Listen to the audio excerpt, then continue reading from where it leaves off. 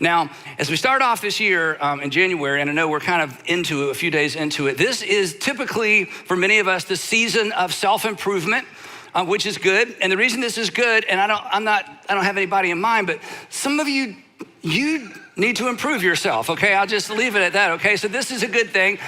This is where we become painfully aware, because we're reminded, painfully aware of where we are and where we're not, what we need to start, what we need to stop doing, what we need to start eating and stop eating, eat more of and eat less of. And in many of our cases, it's the same stuff that we decided a year ago that we were gonna do less of and do more of and stop eating as much of. And I get that, I'm guilty of that as well. And in this season, we're really asking you didn't have this question before today, but basically the question for most of us during this season is, what should I do about me? And this is an important question to ask. In fact, multiple times at our church, we talk about things that you need to work on for you and I need to work on for me. What can I do to make myself, in this case, smarter? What can I do to make myself slimmer or stronger, healthier, wealthier, successfuler? Maybe you want this year to make yourself less lonelier. And as a pastor, I just want to say, go for it. I hope you accomplish all of those goals. I hope next year your goals are different because you've been so successful this year. Stick with them, get that degree, break that habit. So for some of you, it's get out of debt. I hope you're massively successful and consistent.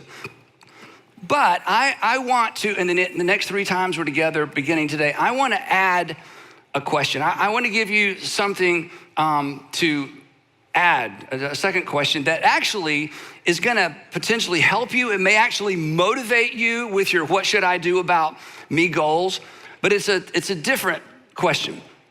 It's not a religious question, so if you're not a religious person or you're new to faith or you've abandoned faith or somebody dragged you in here or you're spending the night with family and they're making you watch this, sorry. This has nothing to do with religion. This is just a really important question that I think you'll agree that everybody should ask and answer, and everybody should ask this question in every season of life, because the answer or the answers to this question change with each season of our life. In fact, the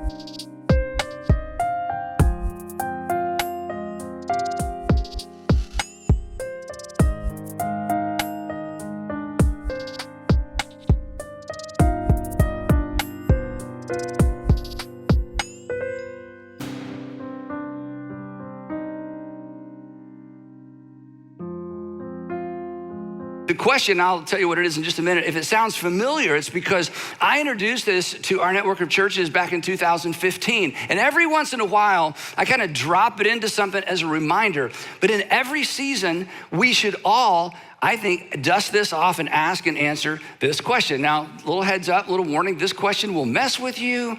It will bother you. It may make you feel guilty. It may motivate you. If we allow it to do its work, this is the kind of question that can focus you and maybe change you. I mean, as we're gonna discover, this question or similar questions actually change some people's life. It has the potential to change, honestly, this isn't preacher talk, it has the potential to change the trajectory of your life. You may be surprised by a rush of emotion or maybe a rush of guilt. I think when we ask this question, some of us, if we're honest, we're tempted to look away because the answer scares us. For some of you, when I ask the question, you're gonna know the answer immediately. Others of you aren't gonna have an answer, and that's okay. We're gonna talk about it for a while. This is just the beginning of the conversation, so there's no guilt, and if you don't have an answer, that's okay. But I would suggest you write it down and put the question somewhere where you can look at it, because this is the kind of question that will make your life better. Now, if you're a Christian, again, this isn't a religious question, but if you are a Christian, especially if you've committed to being a Jesus follower, this question is important for us for several reasons, and we're gonna talk about one specifically next time. But the reason we should all take this seriously as Christians especially is because this question, or the sentiment behind the question, the thing that fuels the question, actually threads its way through the entire story and history of our faith. I'll give you a couple of examples. The oxygen, the thing that fuels this question is the reason that Moses, most of us know enough about the story of Moses, is the reason that Moses couldn't stand by and do nothing while his people labored and suffered under the authority and the mistreatment of their Egyptian taskmasters. I mean, we know, most of us I think know the story about let my people go. It's Moses and the thing about Moses, he was a prince. He was actually part of Pharaoh's household, but he was related to this nation of slaves. And it would have been so easy for him to just look the other way and just, kind of ride this out as a prince of Egypt. And he just couldn't do it. It's why, and this isn't as familiar a story, but it's a powerful story. It's why Queen Esther in the 5th century, she was actually a queen of Persia. She was the wife of the most powerful person in the world. And if you know the story, it's why she couldn't stand by and do nothing when she discovered that there was a plot to exterminate all the Jews in Persia. And she finds out about this. And she's the queen, but it's not like we think kings and queens, because the king had a harem. It was King Xerxes. And as the story goes, he chose her as the queen because she's the most beautiful person in the empire that he could find. But he had, other stuff going on. And so you didn't just walk into the presence and say, honey, I've got a question. In fact, there was a law that you could not enter King Xerxes' presence without being invited. And if you did, it was the death penalty. And she discovers there's this plot, and the only person that can stop her people from being exterminated is King Xerxes. And he hasn't called, you should read the story, he hasn't called on her in over 30 days. And so she gathers some people together and she says, you gotta pray for me, you gotta fast, because I'm going in. And if he doesn't hold out his gold scepter, my life is over. But I've got to go in anyway. And then she makes this famous statement. Maybe you've heard this statement before, didn't know who originally said it. And she said, and, I love this, if I perish, I perish. But I can't stand around and do nothing. This question and the sentiment behind this question is really what fueled Nehemiah, one of the greatest leadership stories in ancient history, maybe ever. And one of the great things about the story of Nehemiah, maybe for us, is there's no miracles. God doesn't do anything unusual. It's just good old-fashioned leadership and work. Nehemiah was the cupbearer to King Artaxerxes of Persia again. And he's got it made. He's got like this cush job. He's just...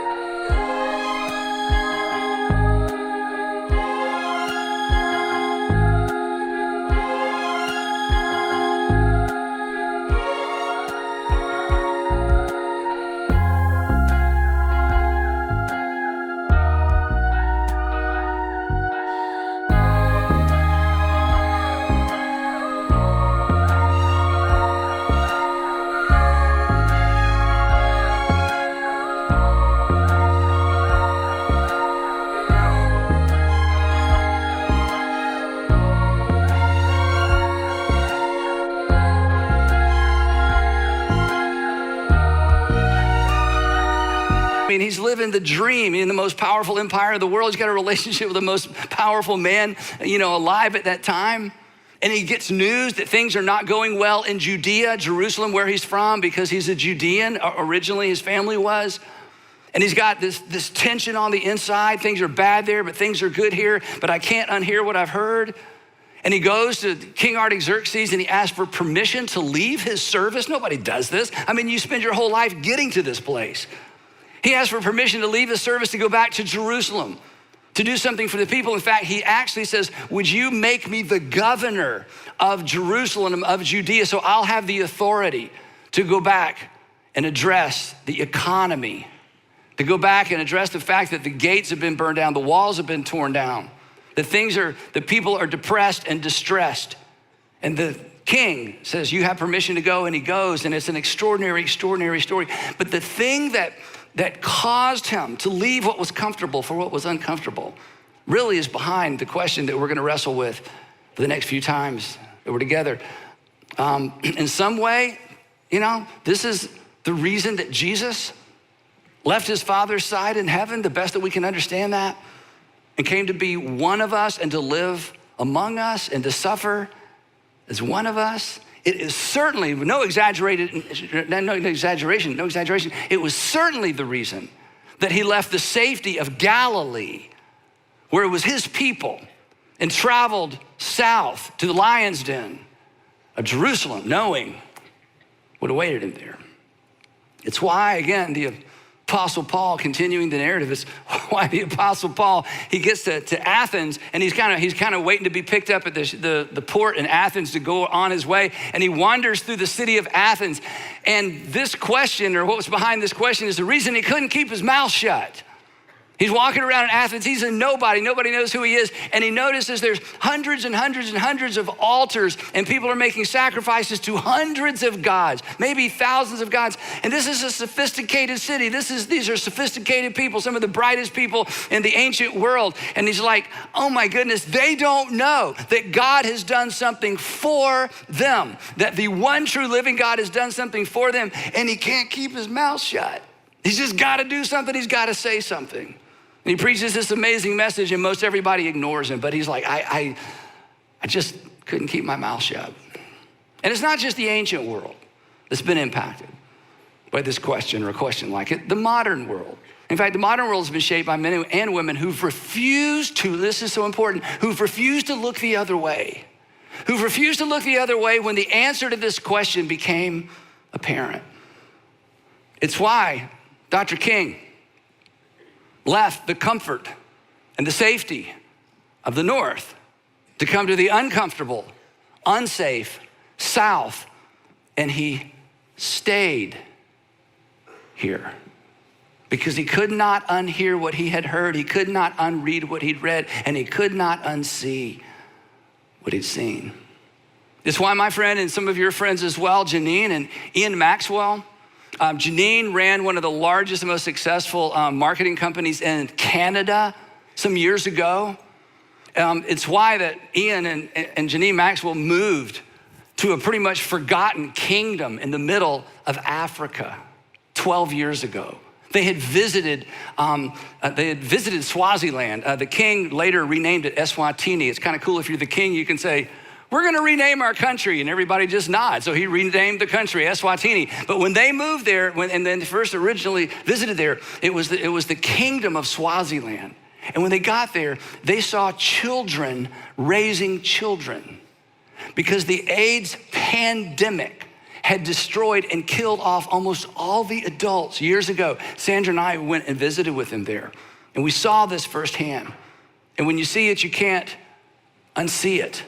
And so they shut down their business and they moved to Swaziland, now Eswatini, and they just began rescuing babies. When we were there, we went with them to rescue two babies, and the first thing they do would have them tested to see if they're HIV positive, and oftentimes they are. And they've been rescuing babies for 12 years, and if you're wondering how many babies they've rescued, I had her send me this picture this week. They've rescued this many babies because that was 12 years ago.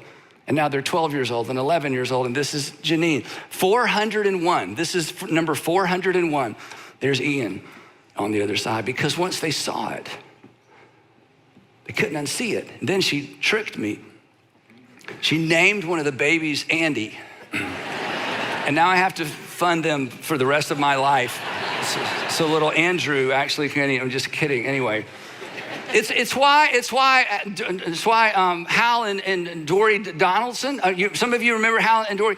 I interviewed Hal for Be Rich this past fall. Remember he told that amazing story? It's why 30 years ago, they loaded up the back of their truck with groceries and began delivering groceries on the other side of town because they discovered there were people in their own communities that didn't have enough food to eat and enough children. There were children who weren't getting the right kinds of meals. So they just began delivering food. And what began as a hobby, what began as a weekend project actually became a nonprofit and has become one of the most successful and most well-run nonprofits in the nation. One of our partners, strategic partners, one of our interstate partners, Convoy of Hope.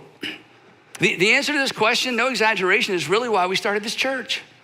I mean, the last thing, 29 years ago, the last thing the city of Atlanta needed was another church. I mean, we're in the South. I mean, you can't go 100 yards and there's another church, right?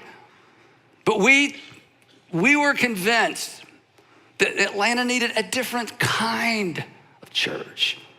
This question is why Sandra and I became foster parents. Sorry. We had a friend and he told us his story. He was a foster kid, grew up in foster homes. And I listened to his story, and we're like, I can't unhear that. And suddenly I've become aware. We wake up to a reality in our communities that we didn't know about before, and once you know, you can't unknow. And we couldn't, foster all the kids that needed to be fostered, but we could foster some. And so for 10 years, kids are in and out of our home. So all that to say this, when we address and when I give you the question, you may not have an answer, and that's okay. You may not have an answer yet, but in the meantime, I want you to write this down, and I want you to put it somewhere. And I'm inviting you to allow this question to bother you until you have some sort of answer. On the other hand, as soon as I give you the question, some of you are gonna know immediately what the answer is, and you're gonna be frustrated because you're like, yeah, I think about that all the time, Andy, but I don't know what to do, and I don't think there's anything I can do, and thanks for reminding me. I'd rather not think about it. The problem's too big, it's too complicated, and I can't do anything. And I'm here to tell you, everybody can do something. And then you may be the opposite. You may know the answer to the question, and you may know exactly what to do, but it scares you. And it should, because it's gonna cost you. It's gonna cost you some time and some money, some freedom. It's gonna cost you some opportunities, and it may cost you a reputation. It may cost you a relationship because you've got family members that are like, you're gonna do what? You're gonna start donating to what? You're gonna start volunteering where? You're gonna take your vacation and go where? And they're never gonna understand. It's gonna cost you something, and I get it. But here's why that's okay. And here's why it's worth it. Here's something we all have in common. The people that you admire the most, are not the people who got in shape, got out of debt, and then just got on with their lives. The people that inspire you are not the people who've devoted themselves to becoming the best version of themselves and then just went on to be a better version of themselves. The folks who inspire and amaze you are the folks who at some level had the courage to ask, answer, and act on this question. And they are the people that made a little piece of the world better, and they certainly made somebody's world better. So this is a question we should all ask, and we should all ask it in every season of our lives. And just want to be fair, while it's absolutely appropriate, while it's absolutely the right thing, in fact, it may be the urgent thing for you to ask the question, what should I do about me? I mean, there may be some things that you really need to immediately address. What should you do about you? And I would encourage you to do that. As you start the year, along with this question, I just want to invite all of us to take a step away from the mirror, step off the scales, put our phones down for just a moment, and ask a better, a clarifying, I'll be honest, a terrifying question that will reveal something about you, but has the potential to catapult you beyond you in a way that maybe you never thought possible. So here it is. What breaks your heart? What breaks your heart? It's okay not to know. But it's the question we should all ask from time to time. What breaks your heart? And like me, just to be clear, like me, there are a lot of things that bother you. There are a lot of things that irritate you. There are things that offend you culturally. There are things that bother you nationally. There may be some things that irritate you locally. But is there one thing that surpasses all those other things? Is there one thing, one category, one issue that above all the things that just kind of bother you and irritate you and make you mad and make you want to throw something at the television? Is there one thing in particular that is above all those other things? Is there one thing that just kind of stays with you? You kind of wish you'd never read about it. You kind of wish you'd never heard about it. You wish you'd never seen it. You wish you'd not visited it because now you can't get it out of your head. And it just sits there. And it's frustrating because you don't think there's anything you can do about it, but you live with a bit of that tension. And one of the things that bothers you is it doesn't seem to bother anybody else. They're just irritated and you're like, no, it's bigger than that. Is there anything that transcends merely irritating and concerning, that elicits more emotion than all of those other things? More than sad, is there anything that when you give it your undivided attention, it kind of makes you mad? Something that you find yourself thinking or saying, this just shouldn't be. This is how Sandra and I say it all the time. We'll see something or hear about something. It's like we say, that just shouldn't be in the world. I mentioned Janine Maxwell a few minutes ago, showed you the picture of the kids in Eswatini. She wrote a book years ago when she first got there. She's written several books. And I love the title of her book. The problem with the title of her book, it is so emotional to me because I've been there and I've seen this extraordinary work they do. But here, it's the perfect title. The title of her first book is this: It's Not Okay With Me. It's not okay with me. Is there anything in the world that's not okay with you and not okay with me? Not okay, maybe even with us. I'll tell you my initial foray into this tension that this question raises. I was in my 20s, and I never felt called to ministry. I volunteered. I mean, I had friends that felt called. They went forward and told my dad, and he put his arm around him and said, "This is so and so. He feels called to ministry. She feels called to ministry." It's mostly he's back then, but women got called. We just couldn't call him pastor. But anyway, that was a long time ago. So it was usually a he. I feel called to preach. And I was driving around with my dad because I wanted to be in ministry. I'll tell you why in a minute. But I never felt called. I was kind of waiting for this lightning bolts, or I woke up in the middle of the night, or the angel, or I would sometimes pray, God, if you're going to call me, don't do it audibly because I will wet my pants, okay? So just don't overcall me. Just, make it clear, So I'm driving around with my dad one day, and I said, Dad, do you have to be called into ministry, or can you just volunteer? That's what I asked him. We're in our green Grand Safari station wagon. I remember right where we were in Cobb County, I said, can you just volunteer for ministry? Because he said, yeah. I said, well, I'd like to volunteer. So that's how I got into this. And I tell you what drove me. I was working just as a volunteer with some high school students, and I began working with college students and then high school students again. And the thing that broke my heart was watching students, back then we call them young people, watching students, teenagers and, college students, watching them make decisions that I knew would potentially undermine their future. It just broke my heart. I'm like, no, why are you doing that? Why are you going there? Why are you participating? You don't understand. You think it's an event, it's a pathway. This leads somewhere. I mean, come on, life is hard enough. Don't make your life harder by creating your own regret. I mean, some regrets are unavoidable. They deal with, they have other people that do things to us or create environments we can't escape. But come on, don't make your life harder than it's already gonna be. And that burden stayed with me, and that's what drove my communication then. It's what drives my communication now. It's why try to be practical. So, sidebar, here's the mini sermon for today. Don't make your life more complicated than it already is with bad decisions. That's it. That's all I want to say to you week after week after week. Follow Jesus. This is why we say following Jesus makes your life better, makes you better at life. So that's what really broke my heart in those days. That's why I stayed for years and years. I thought I would work with high school students my whole life. I really did. Because I'm like, if you can just get these years, these college years right, it just puts you on a trajectory that's going to make your life better. Now, okay, so that's enough about me. So back to you. What breaks your heart? Years ago, we're in the kitchen and Sandra and I are talking about this. And she had a different way of asking this question. So I'll give you her version. And maybe it's more clarifying for you. She said, if it were up to you and you could choose like one thing, if it were up to you and you could choose one thing, here's the question. What would you like people to line up and thank you for at the end of your life? That's a great question.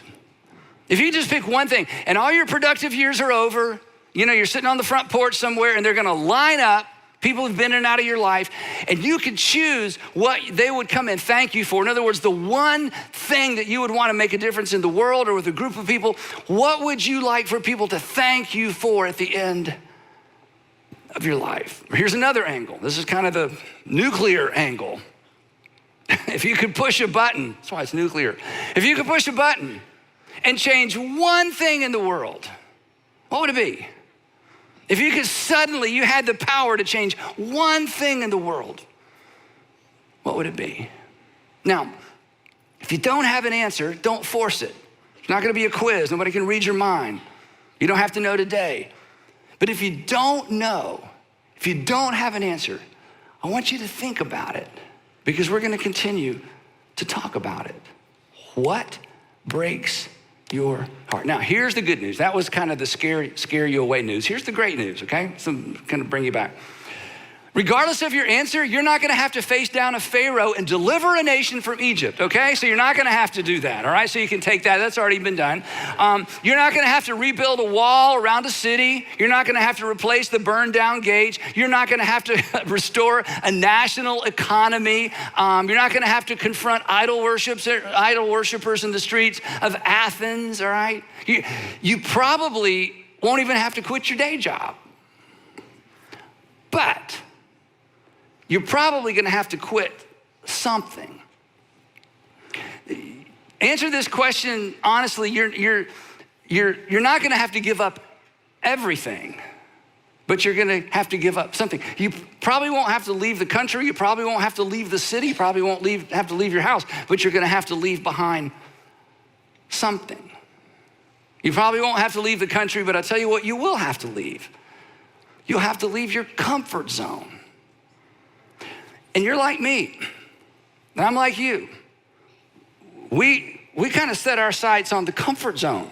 Hey, we're Americans, of course we do. I don't think that's bad. It's not a problem. It's just, we have the opportunity to do that. Most people in the world don't even have the opportunity to create a comfort zone, but we can save toward it and invest toward it and plan toward it and get our family straightened out toward it and get our marriage, we can sort of work toward a comfort zone.